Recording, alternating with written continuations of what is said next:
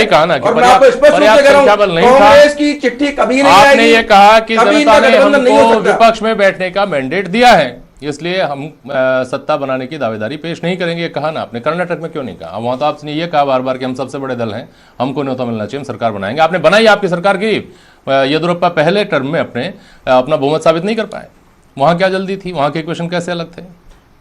मुझसे पूछा सवाल? हाँ, और किससे पूछा? मैं आपको यही बता रहा हूँ, देखिए मैं आपको बताऊं, हर राज्य की अलग परिस्थिति होती है। बहुत बढ़िया, मेरी बात सुनिए, अलग राज्य की अलग परिस्थिति होती है कि आपको कौन लोग समर्थन दे रहे हैं। अलग परिस्थिति होती है। अगर कुछ विधायक, हर जगह के अलग विधायक भारतीय जनता पार्टी की राष्ट्रवाद से प्रभावित होकर मोदी जी के काम हमको समर्थन दे रहे हैं, ये बात सरकार बना सकते हैं। और यहाँ हमको लगता है कि आज की तारीख में वहां पर देखिए अलग अलग दल है। कश्मीर में आप ये कहकर हर राज्य की अलग परिस्थिति, मैं कह रहा हूँ हमारे वहां पर हमें पता है कि जिन दलों से आपको समर्थन नहीं मिलेगा। और शिवसेना के साथ में हमारा जो गठबंधन था, पीपल अलायंस था, शिवसेना ने तय कर लिया था कि मुझे बताइए, आप जो कह रहे हैं कि हर राज्य की अलग परिस्थिति होती है, आप अगर जम्मू कश्मीर में पीडीपी के साथ गठबंधन में जाकर और गठबंधन से बाहर निकलकर वापस पाक साफ हो सकते हैं, तो महाराष्ट्र में कांग्रेस, हाइपोथेटिकल बात है, शिवसेना को समर्थन देकर सरकार के साथ अगर भागीदार भी हो जाए तो भी बाकी राज्यों में क्या फर्क पड़ता है? पूरे हिंदुस्तान में वो अपनी तरह की राजनीति कर सकती है ना, जैसे करती आई है। देखिए मैं आपको बता दूं, अलग अलग राज्य की अलग अलग परिस्थितियां हैं। शिवसेना के साथ हमारा अलायंस आज का नहीं है, बहुत पुराना हमारा गठजोड़ है। और हमारे गठजोड़ को जो तोड़ने का प्रयास कांग्रेस एनसीपी ने किया, तो क्या हम उसको सफल होने देते? हमने कहा शिवसेना ठीक है, वो कहते हैं हमारे पास समर्थन है इनका, तो आप बनाइए, हमारी शुभकामनाएं हैं। हमने कहा, लेकिन वो सामने आ गया सबके सामने, वो कह रहे हैं आज चिट्ठी आ रही है, हम समर्थन दे रहे हैं शिवसेना को। अभी तक उस चिट्ठी का अता पता नहीं है। और राज्यपाल ने भी अपनी पूरी तरह से संवैधानिक मर्यादाओं में काम किया। शिवसेना को भी कहा कि आप करिए, लाइए, आपकी चिट्ठी तो लाइए, और उन्होंने एनसीपी को लाइए, चिट्ठी लाइए, चिट्ठी लाइए, लाइए। और उन्होंने कहा 24 घंटे 48 घंटे और दीजिए, अगर भाई आपकी सहमति होगी तो लाके दीजिए ना, कुछ पत्र हाथ में, एक पत्र हाथ में लाके दीजिए। आज भी कांग्रेस की अभी भी कोई पत्र हाथ में नहीं है, अभी भी हमारी बातचीत चल रही है, हमारी बातचीत चल रही है। तो मैं कह रहा हूँ अगर राज्यपाल ने भी अपनी पूरी संवैधानिक मर्यादाओं का पालन किया है, शिवसेना कोर्ट में गई है, कोई बात नहीं, लेकिन मैं आपको फिर कह रहा हूँ, मैं आपको आज कह रहा हूँ आगे भी किसी कांग्रेस की देखिए ब्लैक एंड व्हाइट बिल्कुल सीधी शिकायत है, कांग्रेस की सीधी शिकायत है। आपने सबसे ज्यादा सीट वाली बीजेपी को बुलाया, उससे कम सीट वाली शिवसेना को बुलाया, उससे कम सीट वाली एनसीपी को बुलाया, तो हम में क्या कोट था? हमको क्यों नहीं? कांग्रेस ने एक बार हमको भी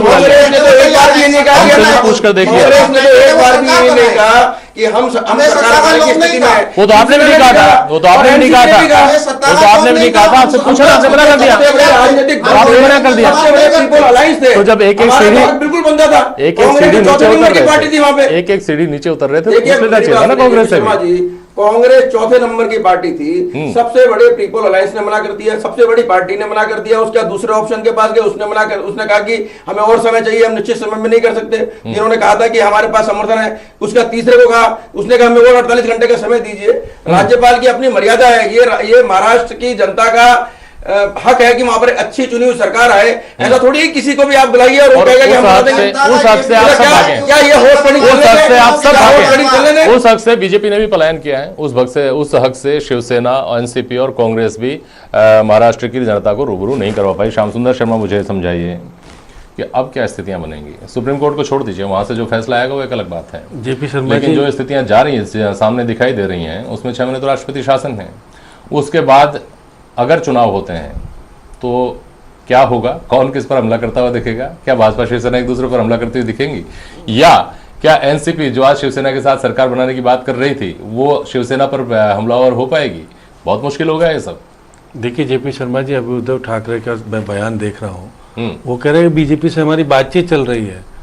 अगर वो इस कॉन्फिडेंस के साथ कह रहे हैं तो हो सकता हो कि वो हमारी मांगों को मान ले तो हम समर्थन देने को तैयार हैं। वो खुद कह रहे हैं अभी इस स्थिति के बाद भी, क्योंकि 8 दिन तक इनका गठबंधन नहीं हो पाया दोनों की। ये शिवसेना के बारे में लोगों की राय को और बदतर बनाएगा श्याम सुंदर शर्मा, जो मुझे समझ में आता है। देखिए कि आपने सारे विकल्प टटोल लिए, कोई विकल्प जब आपका काम नहीं कर पाया तो लौट के बुद्धू घर को आए की तरह आप वापस वहां आ गए जहां आपको पहले दिन होना चाहिए था। लेकिन जेपी शर्मा जी, क्योंकि आप जब चुनाव लड़ने से पहले जिस प्रकार से चुनाव क्षेत्र में दोनों गए थे साथ मिल करके, और फिर आपने जब वहाँ पर 164 पे बीजेपी लड़ी थी और 124 पे शिवसेना लड़ी थी, जीते आप, कम पे 105 पे वो जीते और 56 पे वो जीते। तो आप गठबंधन तो पहले कर लिया था आपने, क्योंकि गठबंधन करने के बाद आपने गठबंधन नहीं कर पाए, इसलिए राज्यपाल ने फिर 48 घंटे का समय केवल बीजेपी को दिया और फिर उसके बाद उसी समकक्ष पार्टी को आप 24 घंटे का समय देते समकक्ष पार्टी हैं। नहीं उसके है बाद साहब, सुन नहीं, लीजिए, शाम की समकक्ष पार्टी मत कहिए। अरे आप सुन तो लीजिए अमित जी, देखो 54 सीटें हैं। अमित जी आप सुन लीजिए कोई पहले। people alliance आप नहीं मेरी- है। मेरी- समकक्ष आप नहीं मानने की तो समकक्ष लड़ाई है, नहीं समकक्ष आप नहीं सुन तो मानने की लो। तो लड़ाई है। आप सुन समकक्ष तो मत लो। कहिए आप अमित जी 24 मेरी घंटे का बात, समय अरे दिया। आप सुन तो लो। और मेरी बात सुनिए, अरे आप सुन लीजिए, भारतीय जनता पार्टी कहाँ से आ गई? आप सारा का सारा है, चलो, गोयल सारा का साहब, सारा आप जो गोयल कार्यक्रम साहब सारा सुनिए, का सारा अरे जो आप प्रोजेक्ट पैदा किया गया है, अरे आप वो उन्हीं के दौरान पैदा किया है, कांग्रेस और एनसीपी के आप दौरान। राज्यपाल को उस विवेक हाँ, निर्णय करने ठीक, दीजिए। ठीक। आप क्यों कह रहे हो सब चीजें? अगर मैं कुछ कह रहा हूं तो आप सुनिए तो सही। हाँ। आप बार बार ये कह रहे हैं कि राज्यपाल ने निर्णय ठीक किया। निर्णय करने से पहले कैबिनेट ने निर्णय कर लिया। ये कैबिनेट का निर्णय करने का थी। ब्राजील अगर प्रधानमंत्री जा रहे थे, बाकी और तरीके भी तय कर सकते थे। जल्दबाजी का निर्णय ठीक नहीं होता। आप कर्नाटक में जाते हैं तो 34 वाली पार्टी बनती है ना, वहां की स्थिति नहीं होती क्या? वहां तो आप भूल जाते हैं। यहाँ कांग्रेस को बुलाना ही नहीं चाहते। क्यों नहीं बुलाना चाहते? राज्यपाल को कहना चाहिए कांग्रेस भी आ जाए। एक बार भी कांग्रेस के नेता ने किसी ने कहा कि शांति, एक बार भी कहा कि अशोक गहलोत हमारे जो राजस्थान के मुख्यमंत्री हैं प्रभारी बन के उनके सारे विधायकों के साथ में मेरी बात रहे, उनको राजस्थान में रखा। एक बार भी बयान आएगा कि कांग्रेस महाराष्ट्र में सरकार बनाएगी? एक बयान भी आया कि बताइए आप मेरे अशोक को, गहलोत की बात, एक बयान भी आया कि बताइए आप सुनते लीजिए। सोनिया जी का बयान है, सुन तो लीजिए। अहमद पटेल का बयान है, बताइए ना बीबी आप। सुन तो लीजिए। और प्रेस कॉन्फ्रेंस में बोला क्या अरे आप सुन तो लीजिए। बोलूंगा क्या? आप ये बात कह रहे हो? कांग्रेस को राज्यपाल ने नहीं बुलाया, अभी तक भी कांग्रेस ने नहीं कहा कि हम सरकार बनाना चाहते हैं। नहीं, गोयल साहब ने बोला है, ये प्रेस कॉन्फ्रेंस में बोला है। कांग्रेस ने पहली शिकायत अपनी ये रखी है इस प्रेस कॉन्फ्रेंस में, आप शायद सुन नहीं पाए, कि हमको क्यों नहीं मौका दिया गया जब 3 दिनों को आपने जब प्रेस कॉन्फ्रेंस से असेंडिंग पहले ऑर्डर एक में बार जब भी दिया कहा है। तो बताइए आप मेरे को। 20 दिन से घटनाक्रम चल रहा है महाराष्ट्र के अंदर, क्या कांग्रेस ने एक बार भी कहा? कांग्रेस ने ये कहा कि हमको विपक्ष में बैठने का जनादेश, हम विपक्ष में शाम जी बैठेंगे। अपनी बात पूरी अरे करें। आप सुन लीजिए कि देखिएगा, आप जो राजस्थान के बारे में बात कर रहे हैं, आप अगर झारखंड के लोगों को ला करके स्वागत सत्कार करते तो ठीक है। अगर अशोक गहलोत, देखिए मैं सुन लेने सरकार के विरोध में हूं। आप सुन लीजिए, आप देखिए बात मत कीजिए। 20 दिन आप में आगे कांग्रेस नेता का बयान दिखा दीजिए कि वो महाराष्ट्र में देखिए, सरकार बनाने को